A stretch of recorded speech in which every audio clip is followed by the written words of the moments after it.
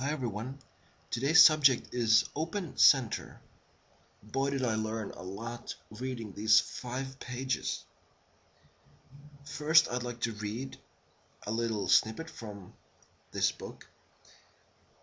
The open center is the opposite of closed center, and when the center is closed, the terrain offers many forests and barricades and swamps where you can just hide your pieces and have these maneuvers where you travel around trying to surprise your opponent from the flank or from the back or something. Whereas in the open center, you strike with full force, full cavalry, straight on, blitzing with your whole army on the open plain. And in the early stages of chess, players like Morphy and Anderson, they preferred these open position and they tried to create that. Whereas later, when Steinitz was ruling the chess world, the closed games became more popular, and subtle maneuvers that come with it. So how should we proceed if the opponent's center is open? We should look at this from the attacking player's perspective and the defending player. The attacker usually tries to cause weaknesses or search for weaknesses from the opponent's position and then attack these squares.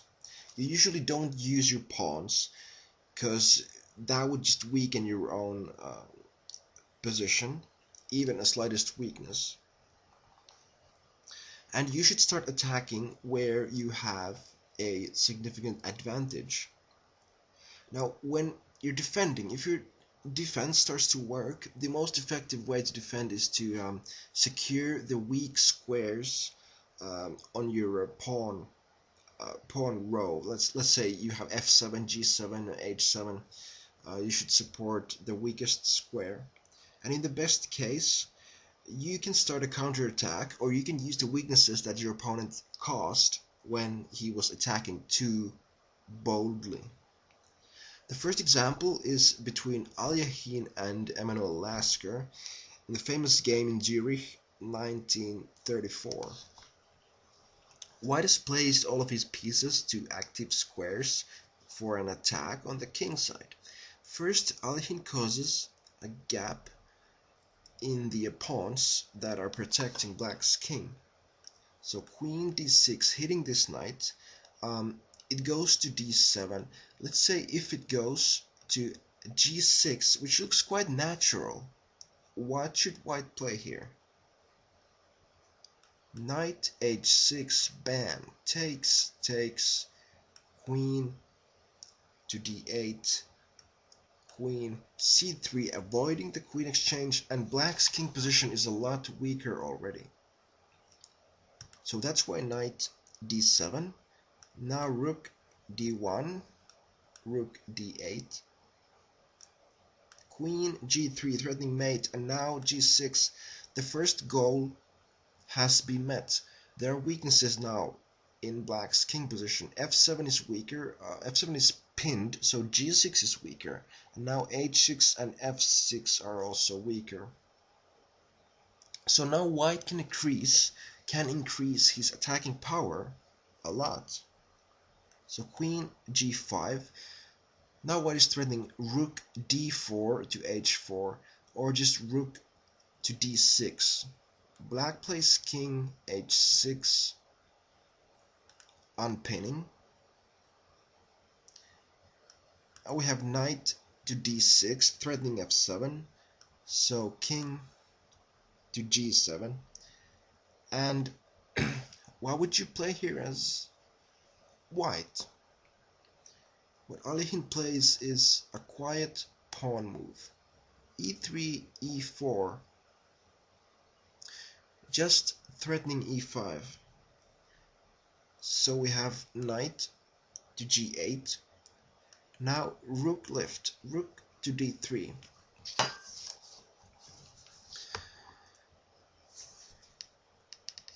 And now we have a move f6, which is pretty much forced, but let's see what would happen if black would have played h6, which is a bit better. Knight f5 check. Knight takes h6, and now we can just play knight to f5. If our queen is taken, then rook h3 check, knight block, and rook takes h6 mate. So what else can black do here? He can sacrifice the queen, play rook f7, rook h3 comes anyway, knight block, queen takes h6, and queen to g7 mate. So a very rich position tactically.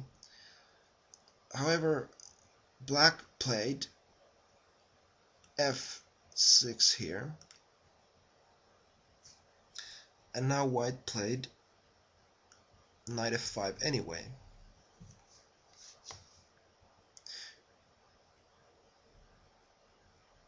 So the king has to move. King went to h8, and now why would you play here as white? I'm sure there are many ways, but there is a mate in 4. Queen takes g6, and again we have the same mate following here.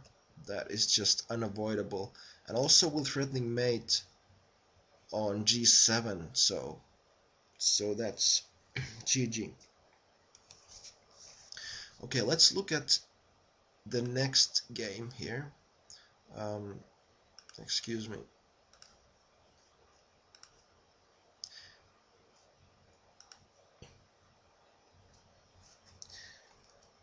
This is between Zabo and Vaitonis in Saltsjöbaden 1952.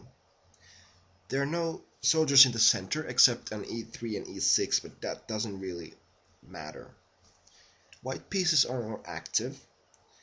Jabo has an opportunity to attack immediately to the weak parts of black's position. But what are the weak parts in black's position? Doesn't black's position look fairly solid? The weakest part in black's position is actually f7. And now white is going to expose that weakness. First he plays knight f5. Then he plays that knight to d6. Now he plays knight to g5. And what should black play here? If he plays h6, for example, what we're gonna have is just a knight sacrifice.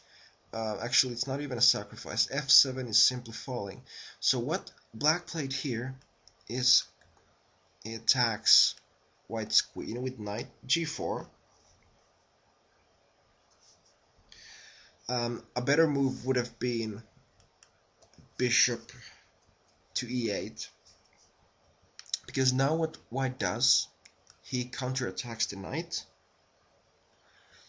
The knight moves to h6, but that's just not enough. White sacrifices this knight on d6. Knight takes, and now bishop takes e6.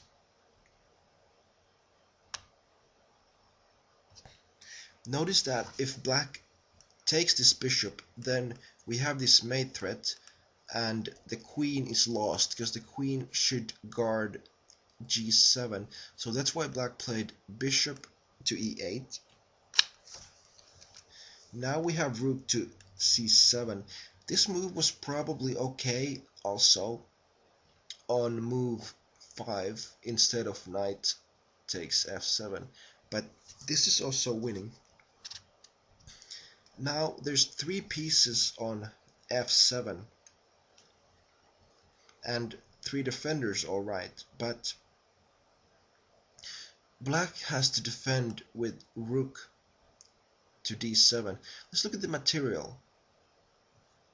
Black is up a piece, so he wants to give back some material. If he makes a non-move, then we can just take here. Let's say bishop takes, rook takes, and you know, the quality of the defenders is just not there. You know, even if you have the same number of defenders, you need to use low quality defenders like pawns and stuff. Your king and queen just can't defend against, you know, mass murders like that. So that's why black needs to play rook to d7.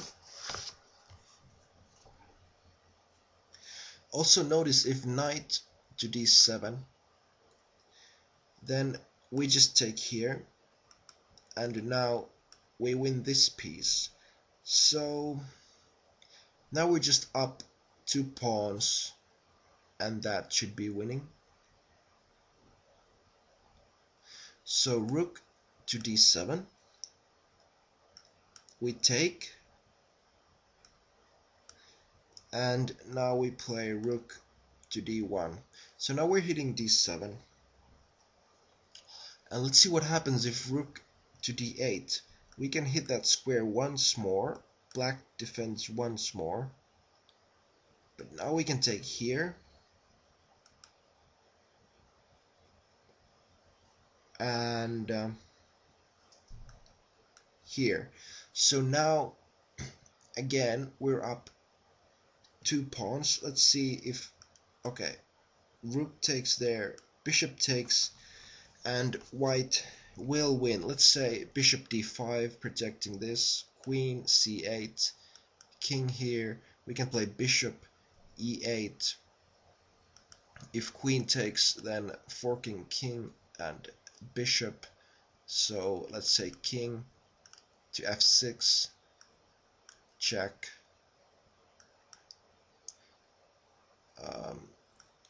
queen to c5, check,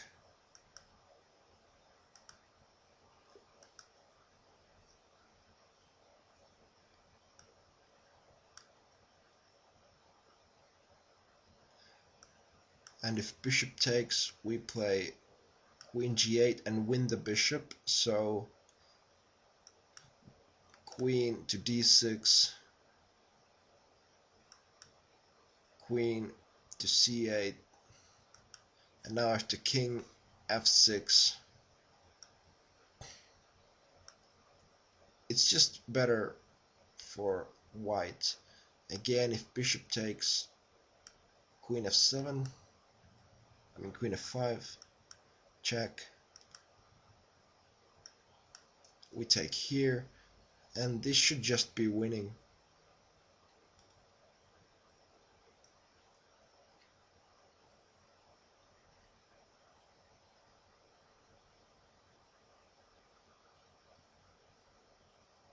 So that's why black played queen e7, and now we take on d7, and if bishop takes, then now we can take on b8, f7, and e8, and we are up a piece. But I think we're mating black here or something. King e7,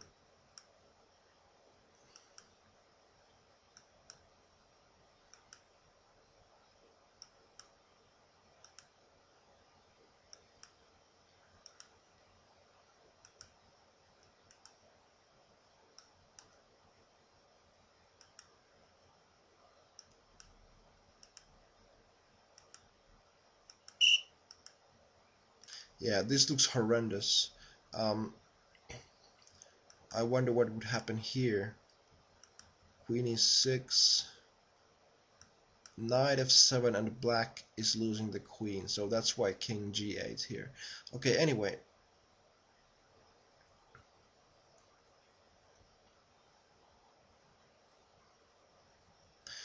So that's why black plays rook to d8. And now we just take that rook and we play h3. And we're up 2 pawns and we're gonna win the endgame. A game between Kotov and Matanovic.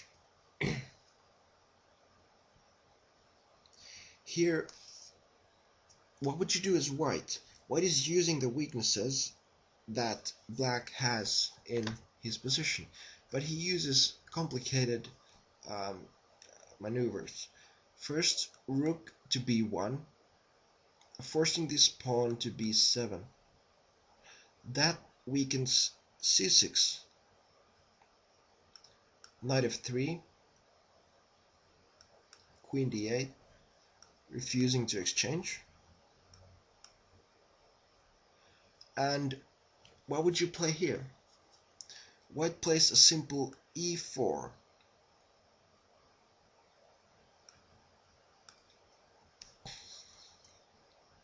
And what would be the best move here? Very good would be rook f to d1, and then you can play knight to e5 or knight to g5. See how many attacking possibilities are in this position. Like, I wouldn't know what to do in this position, but there's so many possibilities. I mean, sure, it's still drawish, but if you don't see these attacking chances, then you're just playing chess the wrong way. What white played actually was knight e5 here, and that's also okay. But now black plays a great defensive move, f6. Now white is forced to exchange pieces. Why? Because if he goes here, there's e5 forcing the exchange anyway, and that's just great defensive playing. So knight takes d7, queen takes d7, queen takes f6, rook f8, queen h6, rook takes a4, rook to b3, queen to e7.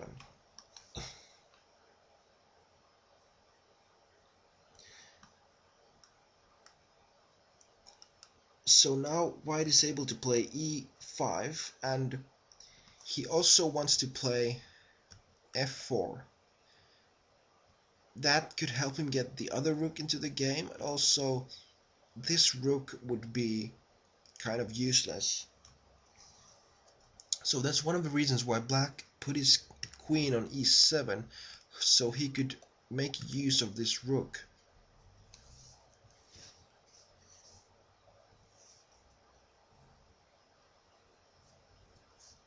So now we have rook h4 and queen to c1. Now white is still promoting f4, and that would just shut down this rook. So rook f4, rook to c3, rook c7, queen to e3. Notice if white does something like just trying to mate black, like rook d1, rook takes f2, queen h6. Now black can play check on d4, and this is going to be mate in 2.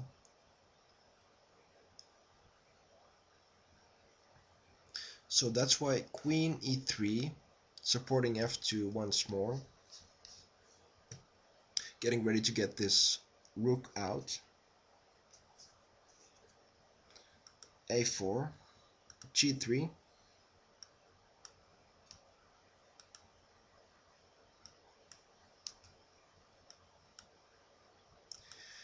so it looks like black is queening, but it's not that bad because white has a king attack and he has his own pawn. So believe it or not, white is better here. What white plays here is rook to f6, rook to a8, e6, and now black has to prevent queen e5, so he plays queen b2, queen f3, threatening mate in 2, so rook g8, and now rook to f8.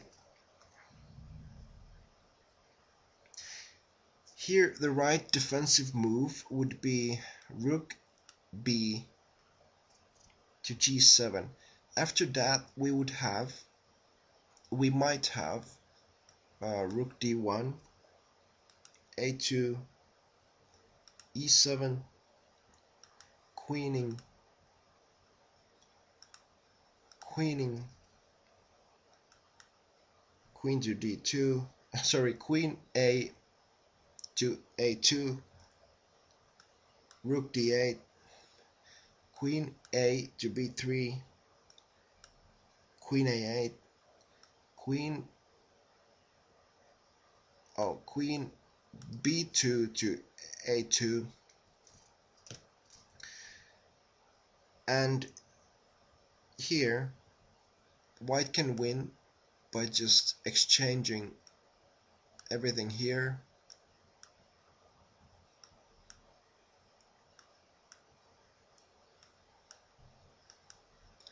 and this is a winning endgame for white,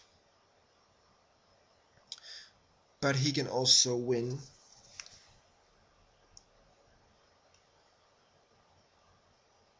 by playing rook takes g8,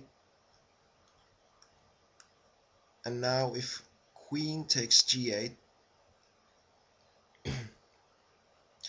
we can just take on a2, and this is also winning. Notice how this queen is just kind of helpless against these pieces on the 8th rank, and also g8 is a problem, so that wouldn't work. Now would this also be winning here? Here again you can just exchange here, but you can also just go for this endgame, and this is also winning. Another way of doing this is to just after rook takes d8 to have mate from e5. But yeah, this scenario is really bizarre.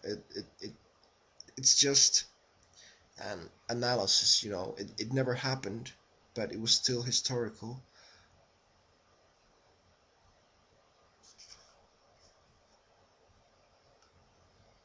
What black actually played here was rook to a7. Now we had takes on g8 and queen to d5, and black actually resigned here. The threat is e7 and e8 queening. So what can black really do here? Queen e2.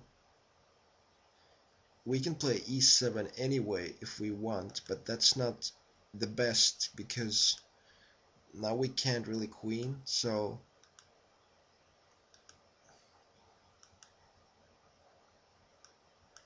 we do get the rook though.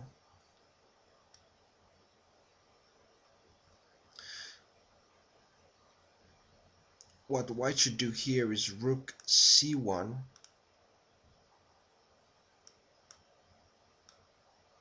check, now e7, and black is just in a lot of trouble here.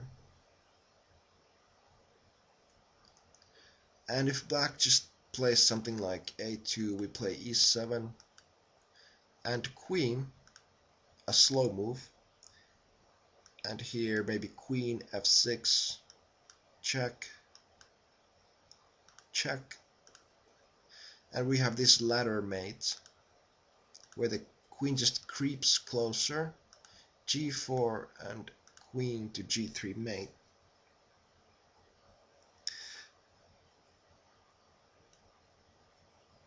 So in this position black resigned because this discovered check threat was just too strong. And there's still a summary here. In the open center you play with your pieces. You know, the more space there is, the more powerful pieces you can use. Like in the endgame, if there's only a few pawns here and there, the queens are the ones that you should use. If there's a little bit more pawns, then it's better to use the rooks. Or if there's still a lot of knights and bishops on the board, then using the queen is maybe not possible. But you know, the more open the position, the more powerful pieces you should use. And the attacker is trying to cause gaps in the opponent's position and proceed to a mating situation or to get material advantage. The defending side tries to refute the attack and then counterattack. And sometimes he can benefit from the attacker's carelessness and be up in material.